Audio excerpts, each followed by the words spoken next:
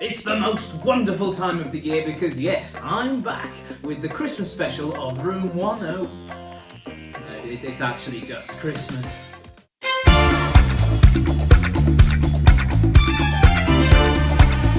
Hello, good morning, good afternoon, good evening, whatever is appropriate for the time of day you're watching. Welcome to the show.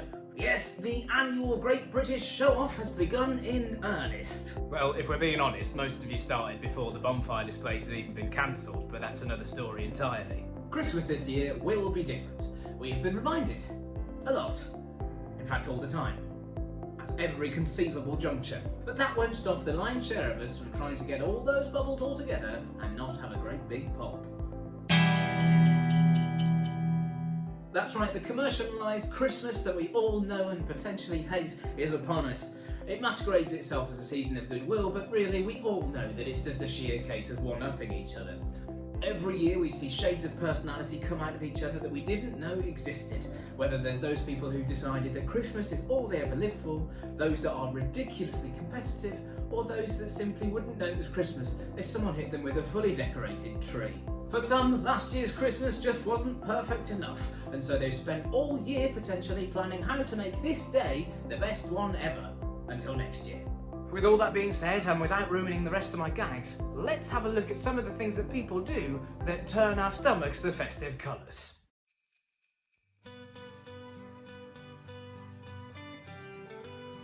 Jerry, you'll never believe what I've found. This website lets me buy wrapping paper with your face on it, and if I buy 10 rolls now, I get a gold leaf sellotape for a £5. Yeah, but it's all going in the bin anyway, isn't it? We've already got a month's load of recycling there as it is. Jerry, that's not the point. Last year, Mabel stole the show with her cat all over the wrapping paper. This year, I've decided to go the extra mile because no one will see it coming that I've got your face all over my wrapping paper. Okay, so 1st of November, because I can, I've decided I'm going to go full Christmas, because this year we all need a smile. So you want me to keep cheese outside of the fridge for a month? That's going to taste worse than my feet. I hope Santa's got me that PS5. Will you set this up? Will you pull a cracker with me? But let me win! Will you put batteries in this? Mum, can we open this? Mum, Darren's got 3 more presents than me. Where's the rest of mine? I can't open it. It says you need batteries. The toys need unscrewing out of the box. Will you help me? For the love of God, Xander, shut the hell up! Okay, I'll open this one.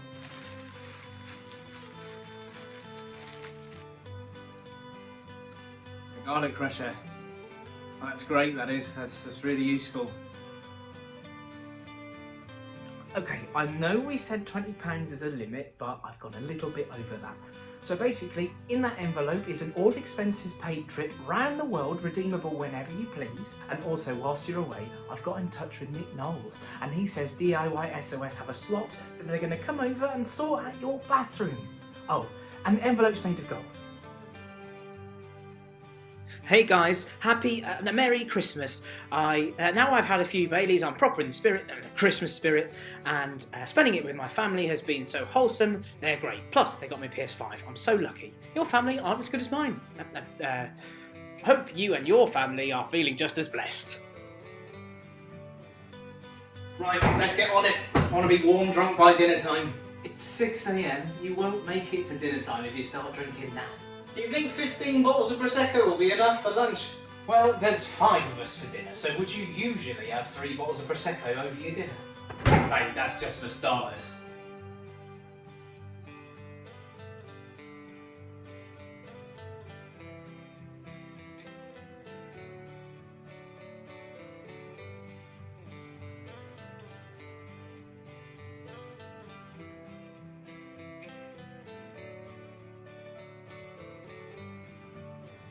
Look, I know you've beat me at Scrabble, Risk and Cluedo, but I'm not leaving until I win at one board game. So it's time.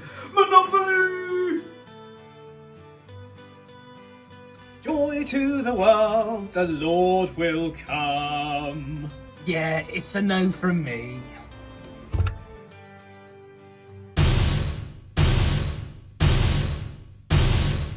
Okay, let's start off easy. Let's have him at the end of an unravelled toilet roll. Topical.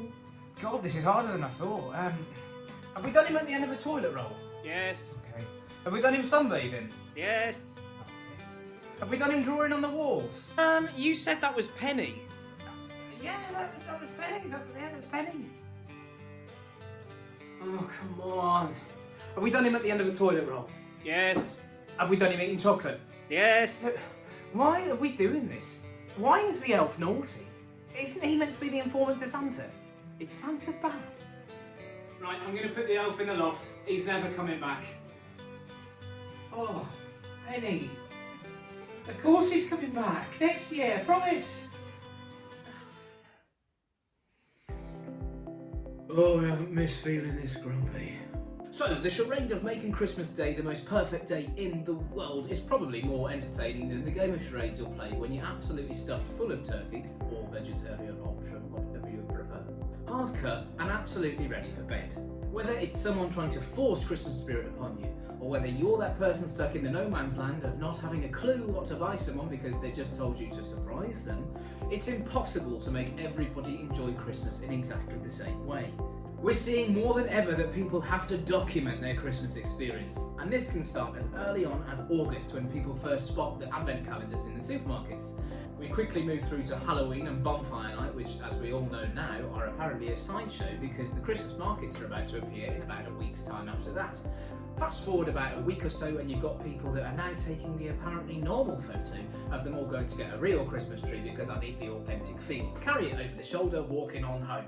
Then of course 1st of December comes around and we get the shot of everybody's advent calendar, which apparently now isn't just chocolate, it can be absolutely everything under the sun, because if you can put it in a window, you can open it up, that's Christmas. And then of course it comes around to when everybody's saying what they're grateful for this year. Nobody wants to read it, that's the truth. You get through to Christmas Eve, the kids are in bed, they've been told off a million times by Elf on the Shelf, and you get to the point where you think, oh, actually this Christmas might be alright, but then you wake up on Christmas Day, you realise you've forgotten to buy someone something, and the cycle repeats itself year on year until everybody actually realises we need to stop trying to make this day as perfect as possible because it will never happen. That was good. That was good, I enjoyed that. We've gone beyond the 12 days of Christmas, inspired by the absolutely repulsive birth monthers who think that birthdays should be longer than the prescribed actual description in the title. We are now celebrating Christmas almost for a third of the year. And if you're anything like me, you're thinking to yourself, when can I take the tree down so I can carry on spying on the neighbours like the good little neighbourhood watch that you are? So for me, the way that we currently celebrate Christmas is going in the bin. Bring back the 90s, bring back the excitement of opening a toy that you had no idea was coming because they actually had to go to the shops when you were at school, not have a delivery turn up and you'd be able to guess through the actual packaging.